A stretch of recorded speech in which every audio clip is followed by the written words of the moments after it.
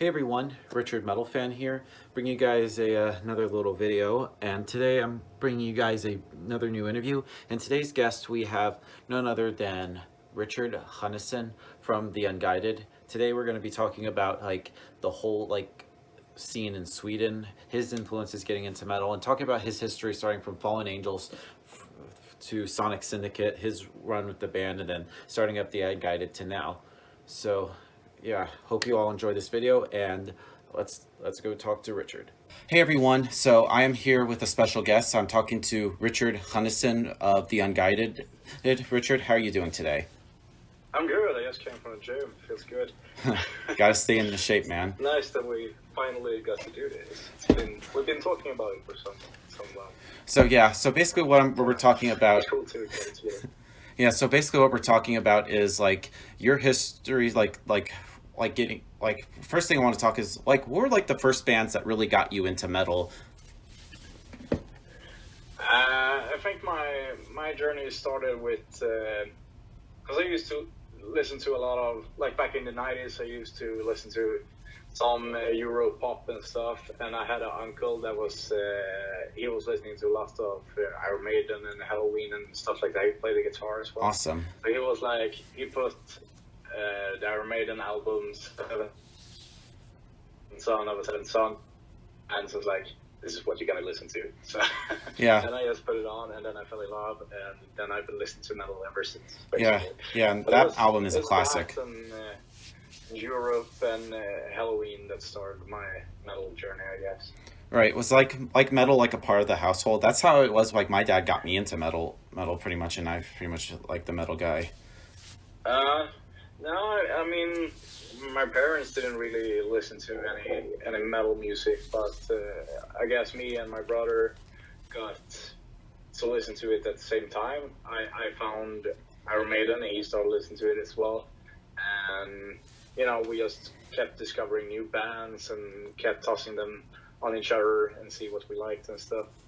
And also, I mean, our cousin Robin was listening to metal at the time as well, and I think he was influenced by both his brother and our uncle, which kind of showed the way. This is where you're going with your stuff. Yeah. And I guess he also inspired us to start a band and start to pick up the instruments and stuff like that. Awesome. And so then you started the first was the before Sonic Syndicate, it was called Fallen Angels. How did that whole concept come to be, and how did that you all form? Well, the first band we had, because we had when I started to go to, I moved to Falkenberg because I was living in the woods basically, close to Falkenberg. So I moved into the city when I started to go in the gymnasium, and I don't know what that compares to. Is it upper secondary school or something like that? Yeah. And we had some musicians in the class, so we started class band, and that became something called Tunes of Silence. Yeah. And I was singing clean. We had two bassists and two bass players, guitarist, one drummer from another class, and Roger was in the band as well. I think Robin joined eventually as a guitarist, but it was kind of that was with the class band, just having fun after school and jamming out to mostly covers, did some tracks on their own. I think some of those guys, they wanted to do more of cover band stuff, hit some bar stages and stuff like that. And me and my brother and Roger, wasn't too interested in that, so we started we started the Fallen Angels too, because it was a bit of death metal wave going through Falkenberg at the time. Yeah. So all our heroes that we were looking at for started to play death metal or had been playing that for a while. Yeah, that whole Gothenburg scene. Yeah, we had some bands called A Blaze My Sorrow and By Night, for example, in Falkenberg, and they did very well and were very inspiring music. So we kind of just relayed and I guess we started to listen to a bit more heavy music as well. I discovered Dark Tranquility and great Urban band. Flames and stuff like that. So it's like, this is what we want to do. So I started with screaming vocals. This was around post 2002, I guess. Awesome. So me and Roger and Robin left, and we started this band, and we started to play more melodic death metal at the time. Yeah. And we composed everything ourselves at that time. And then it got, the first demo is recorded like in my wardrobe at my student apartment back then. Wow. It's pretty much DIY. It sounds horrible, but that's how it started, and we got some, underground credit in Falkenberg, and our classes started listening to us, and the school started listening to them. We got some shows in Falkenberg, and then after that we started to do our second demo, which we recorded in a proper studio. It still sounded pretty horrible because we were shit musicians at the time, but I think we got a bit more, out of that city shows with that one. It was called Black Lotus. Yeah. And then eventually there was an American label that found out about us. Oh, wow. At the time when we released our third demo with Fallen Angels called Extinction. Yeah. And that's the one where it kind of loosened up. We got a lot of shows around Sweden, and a lot of not a lot, but a couple of festivals, and it started to happen. Like we could play anywhere as long as we get some, hot dogs and whatever, because we just thought it was so fun to go out and play our music. And then after we released that Extinction demo, it was actually a web sign, but they did a label because they wanted to release our debut album. Yeah. And that's when we thought, like, pretty late in the process, we figured Fallen Angels wasn't really a unique band name if you want to promote a new product or a new initiate a new band, because there was like hundreds of Fallen Angels bands out there. Oh, wow. So that's when we figured, okay, we need to change this, and we came up with Sonic Syndicate. Yeah, and that's a pretty badass name. Yes, I know. We just like wrote down words we thought was cool, and then we just put it together. Like, this is pretty good. Yeah. Yeah, and so around we actually recorded the debut with, like, under the name Fallen Angels. It's actually a Eden Fire artwork with the Fallen Angels logo on it. So it was changed really late in the process. Oh, wow. And I mean, I think it's like 6 tracks from Fallen Angels on that debut, rewritten and re-recorded for the debut album, but also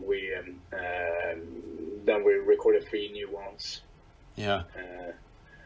And I guess that's when Roland came into the mix. Yeah, I know he did like guest vocals on a couple songs, including like Jailbreak. Yeah, exactly. Yeah, I know he played with you around 2006, I believe, is when you joined. Yeah.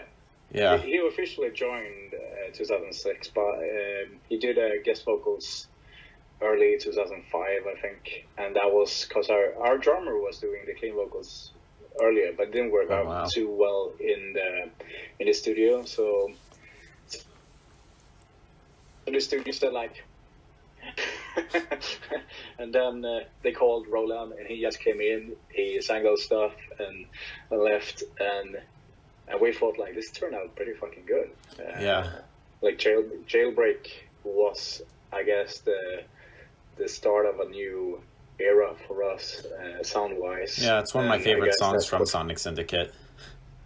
Yeah, I mean, that's what we wanted to sound like. Yeah. Eventually. And I think at that time, Karin had joined as well. Yeah. So, and we got some, and after that, I think we recorded like 3 new songs as a demo in that studio as well, like post Eden Fire release. Yeah. It was, maybe it was, no, it was free. It was Psychic Suicide, Callous, and Blue-Eyed Demon. Fiend. I think it was Blue-Eyed Fiend, I think. Yeah. Yeah, exactly. Yeah, which would eventually be on Only Inhuman right here. Yeah, exactly. So that's when, because Roland was included in these songs as well. Yeah, he's now like full-time in. No, he wasn't like full-time member at that time. Yeah. Which was doing weird, because we showcased that demo, those 3 songs with Jailbreak to Nuclear Blast, and they said like, we want to sign you guys because we really love your work on this demo, and we were like, fuck, we don't even have Roland in the band. How are we gonna do this? Yeah. Wow. So we sent in Karen to fix that. Oh, wow. Like, smile a bit, go up to Roland and ask if he want to join the band. Yeah. And she's like, okay, let's do that. And she did, and then he joined the band. Yeah. Yeah. So good. Yeah. So when it came time to record Only Inhuman, like, how did you and like Roland sort of like figure out the vocals? Like, how did you figure out who sang what and all that? I don't exactly remember how we worked with. Like, I always write all the lyrics, and I always have done. And I think when I write them, I have some idea of just how the rhythm is going with words. Yeah. But then he produced his own melodies, and it's always mind blowing to in those cases, because he always takes the melody to places where you're like, damn, that's one hell of a good way of doing that. So he had the words, and then he just figured out his own rhythms and melodies from the words, basically. Yeah. And it's a bit different how we started working in the Unguided later on. Yeah. Where he kind of for the choruses or the clean vocals part, he produced the melodies just like blah blah blah stuff, and then I fill in the words according to his melodies. Right. But I think back then it was more like I wrote the lyrics and down, and then he figured out his stuff from the words, basically. Awesome. So it's been a evolving process in a way. Right, and I think it was like we mentioned before we started rolling. Like, you guys started touring a lot, pretty much trying to like get your name out in there. Mm. There, and I know I you. guess that's when we started, like 2006. Then or exactly before Only Human was released in 2007. Yeah. I guess that's when it started to loosen up a bit, and when that was released, it was a bit, breaking the band on the market, because Nuclear Blast did. It was a good product, and Nuclear Blast did really well on promoting it as well. They were throwing a lot of money on that project. Yeah, I kind of wish I knew about you all back then. Yeah, I can still listen to Only Human today, and like, how the fuck did we write this when we were that young? So it was a bit of a lucky shot. Yeah, it has some great songs like Denied, Night Enclave, Aftermath, like Flashback. Like, I don't know, this whole album is really good. But I know you like shifted from like Eden High Fire was more like the melodic death metal, but with this album I feel like you kind of like went with kind of like, I don't know how you feel about it, metalcore sound. Yeah, I suppose, like, and that's what was in at the moment as well. And I guess like the whole movement of the trends was moving in that direction, and as we were feeling it a lot with Jailbreak on Eden Fire, we kind of took that direction or it's kind of just happened naturally. Like, this is how we write now, and now with like the accessibility to really good clean vocals in Roland as well. Yeah. It was a natural move to get there as well. Yeah, and I feel like you kind of established your sound around that time as well. Well, so then we get to the next album being Love and Other Disasters, which is a pretty good album. I actually have the special edition with the making of DVD. How'd you work with Jonas from Scar Symmetry on this album? He was actually included. He did Only Newman as well. Oh wow. So he recorded both of them and mixed them. So Yeah. well, he didn't mix the Love. He recorded Love and Other Disasters, but it was a guy called Roberto Laghi that mixed and mastered that one. He's like working a lot with In Flames. Yeah. Previously, but I think like that's when we started to. On Love and Other Disasters, the thing was getting a bit out of hand. I think like it was getting a huge commercial machine. Sonic Syndicate. We were touring basically like 7 months a year. Oh wow. And I think that's when me and Roger felt that, damn, like we have two, ballads on that album, and it's a bit more accessible in commercial. Like we wrote music to be a bit more commercial, and that was never our intention with the band when we started it. So me and Roger started to talk about. I think it was actually when we did that American tour. Yeah. Back in 2008, that maybe we should do a side project where we can ventilate the more metal side of us, because that's what we really love and that's what we do, Yeah, so like the Unguided even existed even like before it was a thing, like the whole idea was there. Yeah, the idea started around 2008. I think I even registered like a domain at that point, or close at that point. Wow. But I mean, we were still having a lot of fun with Sonic, and we toured a lot. There was a lot of great festivals and shows with the band, and it was, it was what our salary came from as well. I think you saw it more as a job than a hobby, Yeah. and I think that's a dangerous threshold when your hobby that you really burn for or is really passionate about becomes a full-time job. Something, or at least it did for me, something died back then for me. So that's when I wanted something on the side to ventilate my more, the metal man in me. Yeah. I do screaming vocals. I write like fantasy lyrics and stuff like that. That's what I like to do. Awesome. And it's not really commercial, that's more of a metal side. Yeah. Yeah, it's never been about fame. It's always just been rocking, just playing everywhere. They're just like not following what other people think. No, it was like never about money. It was about getting your creative side of you out, or ventilate your creativeness. And I think something around that album, Love and Other Disaster, something happened with that, while Only Newman and Age of Fire was more genuine. So that's when it started to be a bit boring, Yeah, I mean, this is a good album, but I could definitely more, when I hear it, it does sound a little bit commercial. I mean, it has some good songs like Jack of Diamonds, Power Shift, but also like those two ballady songs like Contradiction and My Escape. Those are some solid songs. They're all good songs. It's not that like that's something I'd love to listen to, but it's nothing I really want to be on the creative side of. Right. If you see what I mean, it's good commercial stuff, but I like hooky big choruses and stuff like that, but I don't want to be told what to write. Right.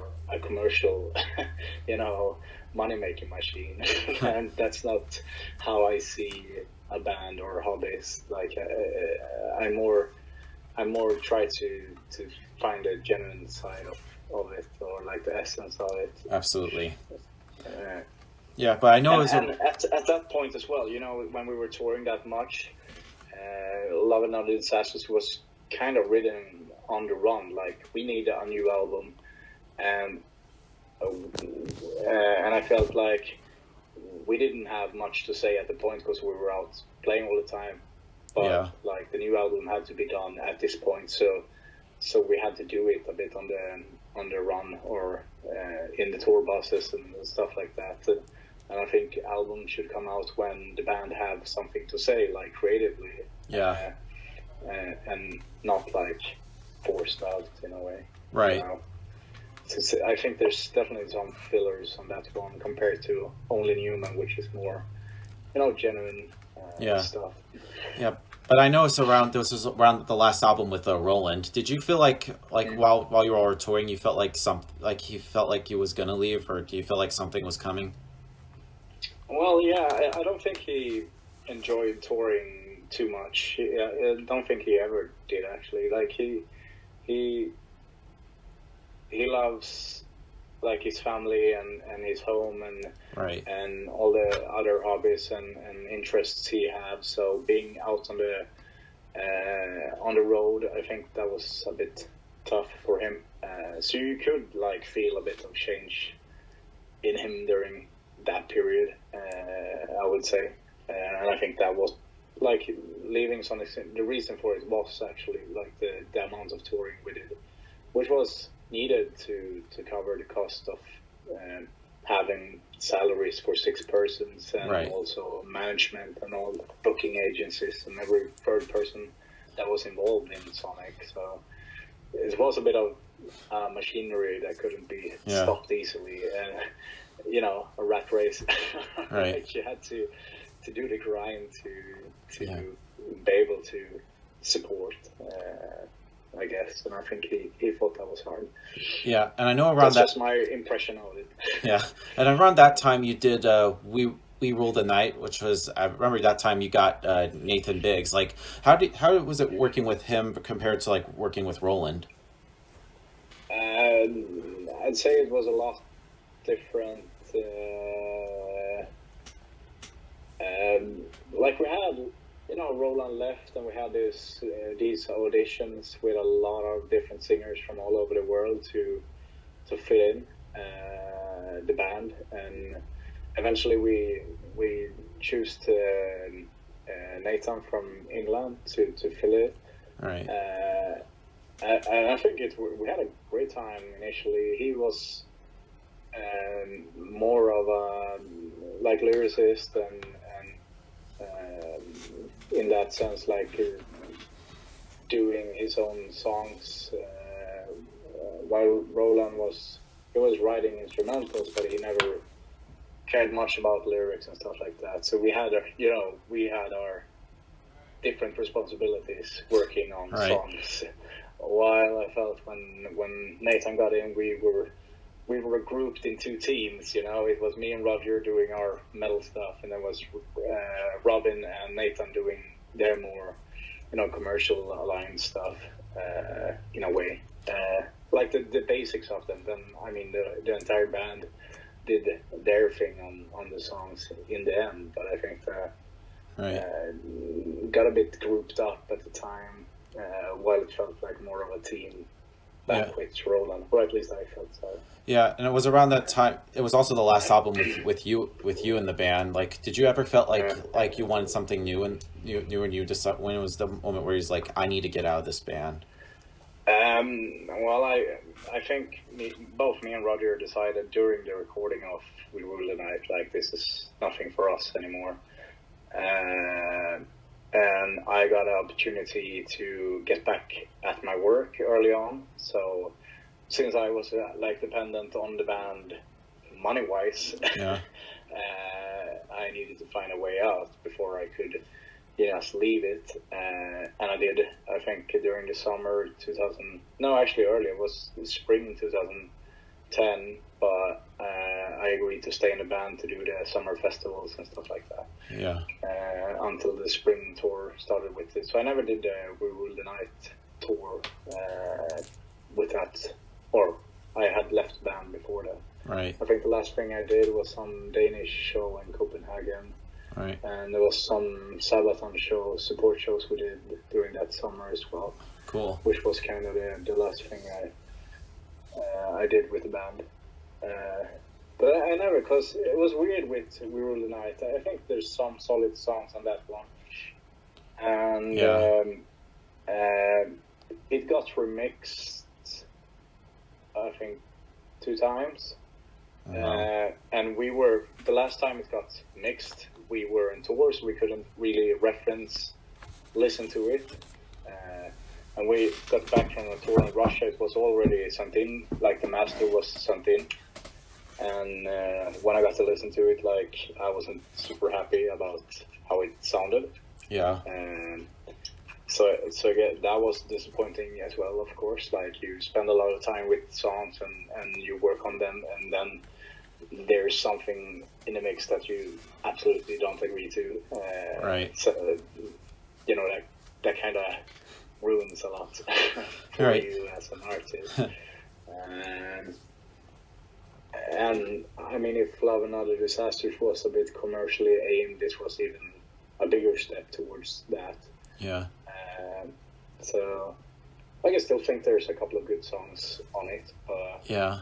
An album as a whole, I don't really enjoy it. Yeah, I don't enjoy it either, so I don't blame you. but it was also that same year you decided to form the Unguided, which hard to believe it's now 10 years since y'all formed. Yeah. I don't know if y'all are like planning like some like special event. Well, I know obviously because we're the world we live in, but there's got to be something special for 10 years of the Unguided. Yeah, it's as I said, it's a bit weird with you guys to do anything, but yeah, I agree. We should do something. Hopefully towards the end of the year. Yeah, we'll see. Yeah, so you started gather the troops and get something together. Yeah. Right. So you. Yeah. So we started. Well, I had some plans going for the Unguided early on. It was 2008 already, and I think I did a lot of groundwork for it up to when I left Sonic. And I was pretty vocal about leaving Sonic as well, which I kind of regret now, because it did separate the fan base a bit, and I don't think that was appropriate. It was, it was an inside business going on, and there's always, two stories to a tale or different perspectives. And I think most of the people just got my story most of the time. But I guess it drew some attention to the Unguided. And, I called Roland back then as well and asked if he wanted to do a studio project with me and Roger. And he was motivated to do it as well. So we started to do pre-production in my home studio. So that was how it was actually just intended for a studio project initially. Nothing, show-wise or tour-wise, which was logical because that was the reason Roland left Sonic. So try not to make the same mistake twice. Join a band, yeah, exactly. But I guess it got a bit out of hand as well. Like we landed shows before we even had songs out. People were like tattooing our symbol or crest on themselves without hearing any music. So I guess there was some market values to the three names of us working together again. So it was fun times to have that going. And we released the EP in Nightmare Land. I think it was March 11. I mean, or April or something like that. Yeah, and I know you also released Hellfrost, which in my opinion is a great debut album. It was really fun to work on that. To bring it back to more of a hobby thing. Like there's no labels or managements or anything that had opinions about anything. It was just like genuinely us three doing music together, having fun. And I think Hellfrost is representing that a lot. And it's pretty spontaneous and experimental.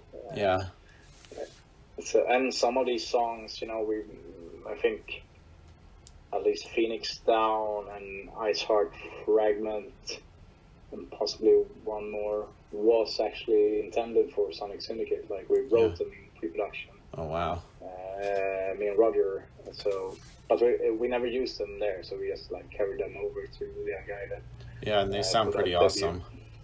Yeah, I mean, they wouldn't have sounded like that if Roland wasn't involved either. Like then everyone brought their touch to them, and they turned out really good. Like Feelings Down is up to date, our most appreciated song. Yeah, it's one of my favorite Unguided songs. Yeah, you see. Yeah, and then we get to Fragile Immortality, which I think is a pretty good album. How did what was it like going from Hellfrost to this album? Which I think it was around this time where I first discovered you all, and I've pretty much been a fan of you since then. I think like the Fragile Immortality was I love the album personally. Yeah.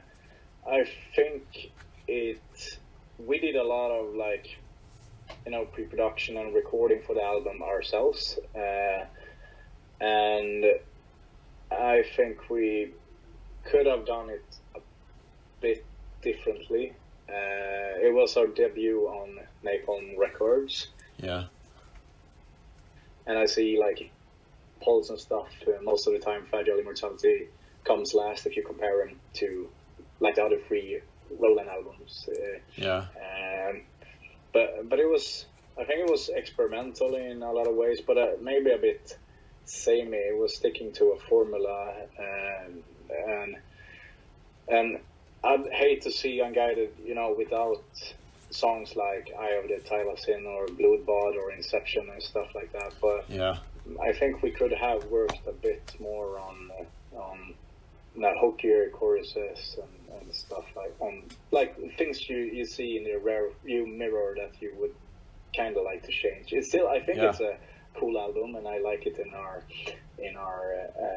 discography or in our roster, so to speak. But I think we did a lot of things more right on the follow-up in Lost and Loading, where we took the lessons from that process and kind of did it a bit, tweaked it a lot. Awesome. Songwriting wise. And I think Lost and Loading up to date is a really strong album. And we picked a great studio there with Jacob Hansen in Denmark to produce it as well. Awesome. And then we get to the third album, Lust and Loathing, which is actually the last album with Roland. What was it? What was the whole writing recording process for this album? No, as said, I think that's when it developed. If Roland would have stayed, I think that's how. Because as said, we took a lot of lessons learned from Fragile Immortality. We had the debut album Hellfrost. It was only the three of us. It was me, Roger, and Roland writing it, and Fragile Immortality, we had the entire band with Henrik and Richard also on board. Yeah. And I guess it always takes one album to tweak all the new perspectives or the new angles you have with new musicians. And I think Fragile Immortality was kind of our trial and error album, while Lost and Loading this is how we're gonna sound now. This is where we kind of discovered our sound for the Unguided. Right. And I think that's what we would continue to sound like and do if Roland was still in the band. Yeah. Because, I really like that album a lot. I think we did a lot of good stuff on that. Yeah, it has some good songs. I like Enraged. I also love the song Phobos Grip, which actually is mostly just only you. I know Roland sings one line here and there in that song. But just an all-out aggressive song, one of my favorites. In my opinion, one of the most underrated Unguided songs. We talked about it for quite some time. We have ballads. We should have only a screaming song as well. Yeah. So that, we did that Phobos Grip. But yeah, I don't think you've played it live. I've looked up YouTube videos. I don't think you've never played that song live. No, actually, we never played that. That's correct. Yeah. We when we do our set list, we always try to see what the opinion of our like all our songs, what's most liked, and we just put them together for the live shows, basically. No, we never played it live. That's correct. Right. We never played, I think, Boneyard live either. Maybe some other song on that. Black Eyed Angel, we probably never played live either. Right. So.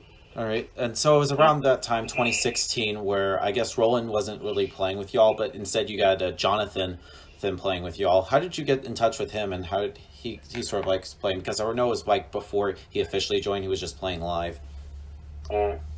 It's quite a funny story, because me and Jonathan have been in the same band before, but not at the same time. Wow. So I momentarily screamed in a band called Faithful Darkness when I left Sonic back in like 2011, parallel to the Unguided, and he joined them as a guitarist and vocalist in, I don't know, maybe 14, 15 something, and they have recorded their album, or first album, with Jonathan in the studio where we put down the vocals for Lost and Loading. So when we couldn't do a couple of shows with Roland, I asked the studio guy there, Christian, if he had any good guy he could recommend, and he was like, yeah, we had some guy here a couple of weeks ago. He's amazing at both vocals or a guitar. We're looking for a guitarist there, because we had a replacement for the vocal department in Adam from Smash Into Pieces, so that was already fixed, but we needed a good guitarist. So we got Jonathan for that, where I called him and asked if he could replace the guitarist for that show, or those shows he was missing out. Yeah. So we did one show as a 6-piece. Oh wow. And like one replacing Roland guitar-wise and one vocal-wise, which we thought was the formula we had to go with, because it's kind of hard to find someone that is as good as both, or on both those, have talents on both guitarist or vocalist that doesn't have an already established band. And after that show, he was like, we were listening to Faithful Darkness. Yeah. And I was like, is this you singing? He's like, yeah. You can sing this well as well. Yeah, for sure. So like, why do we have two persons replacing one? Yeah. So that's when we shift focused a bit right. to only have Jonathan replace Roland. And he did that for an entire Lost and Loading tour as well. And it went really well. And we were feeling at a point that we were having, Jonathan more and more on stage instead of Roland. So it didn't feel good to the fans or the people showing up to the shows that they were expecting another person, and which they didn't get. So we had a dialogue with everyone, and we eventually we just decided, like, if we are gonna to continue with the band, this is how it's gonna have to be. Right. And Roland felt the same, that he couldn't, with the amount of shows we had at the moment, like he couldn't attend those either. So he felt it was a good idea as well to have, because we wouldn't find another person like Jonathan. Right. And I think he's a good replacement. Yeah, he was the best replacement. Yeah. And I mean, he's not trying to sound like Roland in any sense. He's doing his own thing, and I think that's because what makes him Roland unique. have a really unique voice, and he have his personality and stuff. And I don't think it's a good formula if you replace a singer that you find someone that's, trying to sound like the old, but isn't as good. Right. So it's better to just go with someone that have his own uniqueness and try to do his own thing, or her own thing, or whatever. And I think that's what we found in Jonathan. He had his own really good guitar playing skills, and he had his own very special voice as well. So that's when we started to record the new EP with with Night Taker and Daybreaker, which I think were pretty great songs when I first heard them. Yeah. And we did that video as well, which is initially featuring Roland, and then when the vocals started, switched to Jonathan, and people go, "What the fuck is going on?" Yeah, I was like that when I first saw it. Yep, but it was never on like bad terms or anything. Like Roland had stayed a good friend to all of us.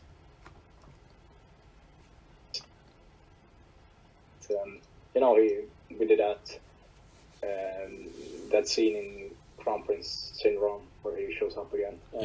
So actually intended for the entire band, but John couldn't attend, unfortunately. But we try to keep it that way. Like it's if you've been in the band, like you're a part of it still. I think that's important. Awesome. And then I remember you did like the Eons End DVD, which is included in this album right here. What was the whole idea? I know that was like a farewell to like Roland. What was that whole idea of like let's shoot a DVD? Because I think that's like the first you ever done. It's a pretty damn good show. No, so like if we're gonna get everyone together, let's record it for the fans, because we know there was a lot of interest in that particular show, and it would be a shame to not have everyone to access it. The people came from long and far to attend it, but it was limited space in that venue, and it just felt wrong to not record it, to show it for everyone that was interested. So we decided let's do a video uptake and audio uptake on this to release it together with the album. We call it like, it was a bit of a farewell show for Roland, and we did it as a 6-piece as well, because Jonathan playing the guitar and doing some harmonies in there. And it's one of my most emotional shows I ever, because we never did like a farewell show with Roland in Sonic. It was just it was just the last, because it was handled a bit differently there, when you push a new singer onto the fan base, like, this is the guy you're gonna listen to now. Right. And wanted to do was, we respect everyone's feelings and opinions about this, but this is, if we're gonna have a band at all, this is how we have to do it. And I think it was really worth doing a farewell show as well, for everyone to do, like, have one proper last show with Roland, in that sense. Right. So it was very emotional for everyone, actually. Right, and then we get to the first album with Jonathan and the Battle Royale, which is a pretty good album. Like when Jonathan, what was it like working with Jonathan as compared to working with Roland? When Jonathan first joined the band, did he have to like listen to like the previous 3 albums and be like I have to do this, or did you, like, you and the rest of the guys want him to bring like his own mix to the Unguided? No, we wanted him to bring their own mix to the, like, so I think we needed some fresh blood. I mean, me and Roger and Roland had done, I don't know, 6 albums together at the time, so I think it was in a bit of dire need to get some new blood in. So he got a lot of space on those songs, and I guess we figured out our roles as well early on, and the same thing with this album. I think And the Battle Royale turned out really well. I like it a lot, actually. Yeah, it's pretty good. But it's the same as Fragile Immortality. Like, you get a new member in, you have to work out the dynamics, and you have to reinvent yourself a bit in how you work and stuff. And I think that was our album to do that, to experiment a bit. And the new one, the one coming in October, Father Shadow, is the one where this is how we're gonna sound now. It's the same trick we did with Fragile Immortality to Lost and Loading. And now we're doing it with And the Battle Royale and to Father Shadow. Yeah.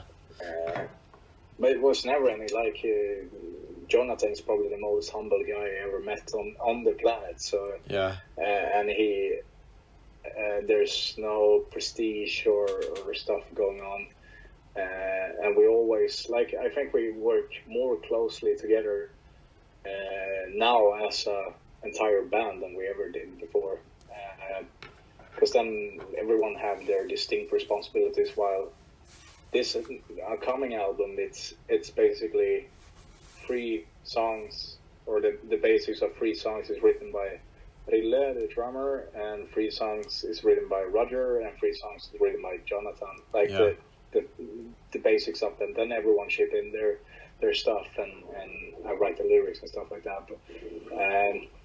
But I think we hammered out the formula a lot on the Battle Royale, and then we just refined it on this new one. Yeah, and I've heard the new song, and it's really awesome. Thank you. Yeah, as well as like that little 2 song mini EP like with had Seth and Gaia, which I thought were pretty good songs. Was that like sort of like intended to be like the direction for the new album?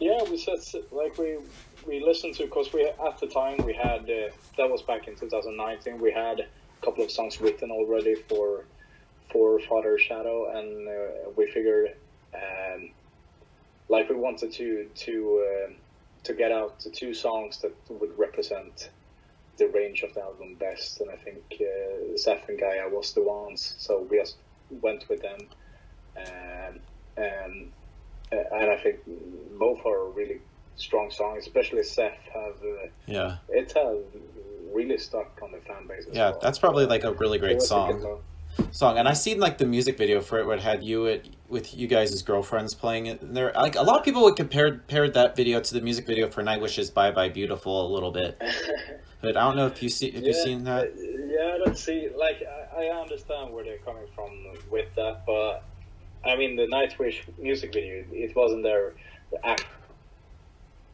actual relationship. Yeah. This, and I guess people just think it's random girls in the video, but it was our girlfriends and wives that supported us a lot, so we wanted to do a bit of a homage to that. That was the whole idea, and I think the Nightwish video wasn't really about that. It was just about bringing in some random girls when Tarja left there, because I think the whole Bye Bye Beautiful stuff is around Tarja when she left Nightwish. So I see the connection, but it doesn't really apply, or at least I don't think so. Yeah, and then we get to the new album, Father Shadow, which I've only heard the new song, and it's awesome. But do you think this will be kind of like a direct follow-up to the Battle Royale, or do you think this is kind of like a standout in the Unguided catalog? I would say this is more of a standout album. It doesn't sound like the Battle Royale. It's something new for us, and it's got pretty good range. As said, like there's 3 different, or actually Henrik shipped in basic 2-1 songs as well. So there's like 4 different songwriters, which all got like equal space on the instrumental part of it, and we never had that before. So I think the range of this album is a lot wider than we had previously. And it's a bit of a roller coaster to listen to.